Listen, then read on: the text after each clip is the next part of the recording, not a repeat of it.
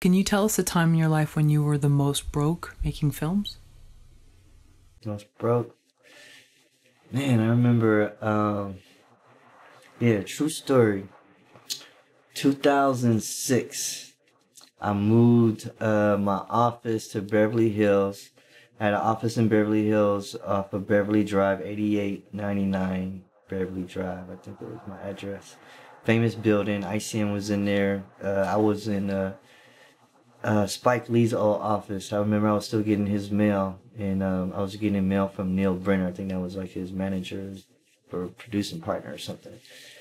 And I had started my business at my apartment and sold a couple films. And I'm like, all right, I'm gonna take my business and I'm trying to grow. So I got agreed to open up this office in Beverly Hills. Remember, the rent was high as hell, so I had my rent, the office, and I had my rent where I was living, and then I ended up partnering up with another friend of mine on the back lot of Universal, and that was like, there was some money involved there too. So I remember 2006, I shot 3 movies out that office, and it wasn't easy. And I remember after shooting those 3 movies, it's just exhausted all of my funds.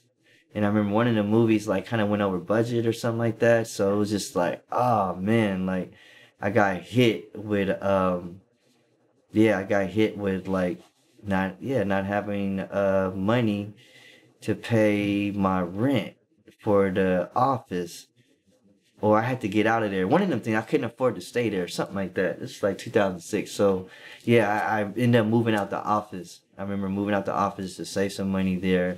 And I had these 3 films. It was 3 movies, right? Single black female. Right, single black female, unemployed, and this movie I did called What Up. And yeah, I don't know how I managed to shoot them 3 movies in one year, but I tapped out my funds and I had to like sell the movies to kind of get everything back going. But selling 3 movies at one time is not easy because they were different movies, and it was just, man, I remember people offering me like, not the right offers for my films. And I remember that I had to figure some shit out. And I ended up luckily at the end of the year, after like basically being, pretty much at the end of my savings and everything. I remember my tags was expired. I couldn't afford to register my car because I was just like holding on to these movies, and I wouldn't let them go unless it was like the right price. And I remember staying broke until like the right situation came by, and I prayed and prayed and prayed and prayed. And there was people that were in position to help me with distribution, but they basically was trying to extort me. They was trying to get my movies for like little or nothing. They thought I was desperate because they kind of knew, some close friends of mine kind of knew my personal situation or whatever, that were in the business, and they were trying to like basically get my movie for me for little nothing. And I refused. So I know my value, and I knew the value, and I just know what the current marketplace was and everything. And I'm like, I'm gonna hold out. And by the grace of God, I was able to sell 2 of my movies to Lionsgate. One of them was Unemployed, and the other one was through my other partner called What Up. They both went through Lionsgate. And I brokered one of the deals on my own. So I didn't have to owe no one no finder's fee or producer rep fee or anything like that. You know what I mean? But I held out, and I went from nothing to something like real quick. But I remember that year going into 2008 was really rough. But it started in 2007. Yeah, 2007.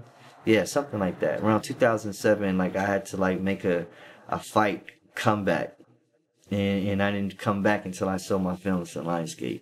But it was a period where I was just like, man, I was wasting all the money I had was going to rent, just keeping my operation flowing, just to keep the doors open in Beverly Hills. That was just like, oh man, like, my ego and everything is coming in place. Like, oh man, I'm about to, you know what I mean? Move my office back home or whatever the case may be. But as technology and as everything changed and things became more expensive, people like myself started to have a home office anyway, because internet and everything is just more easier. So now, you know, I'll work in an office when I'm in production. So I'll rent the office space for 3-4 months for the duration of production, and then take everything else, you know, back home base. Because it's just more economical, you know, for me that way. Just because it's just everything's expensive in LA. Like rent alone could run you like $2,000 for the right, you know, place. You know what I mean? You're trying to you know, have that professional facade, and you're trying to charge certain, you know, certain rates and everything. So, you know, you gotta it costs to be the boss. That's interesting because I think that's a story a lot of people in LA have kind of had something nice and then it took a dip and then they've come back, at least the ones that have stayed. So Yeah. once you come back, what's your mindset knowing that, because you said you went from nothing to something, but I'm sure that doesn't, those feelings of having to move out of that office don't go away. I mean, you still remember that. Yeah, I do. And to be honest, I wish that I never moved in that office, because I would have saved like over 30 grand. If I would have just kept to my template of how I was doing things, I would have been in a better financial, you know, situation. But I don't regret it, because, you know, everything in life you learn from. You take, you know, the good and the bad, and you muster it into a lesson. So I was very glad to say, like, hey, I had an office. I had Spike Lee's old office. I was working with a big heavyweight producer, and, you know, right above Madeo restaurant in Beverly Hills. It was a good experience, and I actually did produce movies out of my office. Some people have offices and don't do shit. It's just a front or whatever. But I actually had auditions. I had actors coming in, and I actually made the office very active in a friendly atmosphere. You know what I mean? Because the other producers I was sharing the office space with, they weren't really as active as me. Like, I had people coming in, meeting with, I'm spending whatever, 1,600, 1,800 a month on office space. Like, I want to make sure, you know, I'm doing, you know, what I'm supposed to be doing. And all that energy and all that, you know, meetings and bringing people, you know, to me, and trying to help manifest, you know, productions and budget, I all learned from it, and it's made me who I am today. Like, I don't regret it. You know what I mean? You live and learn, and now, like, you know, I'm on a positive wave right now. I got a couple films going to be released into the marketplace, and I'm building off of that and trying to slide into TV. So it's just like staying persistent. Persistency is the key.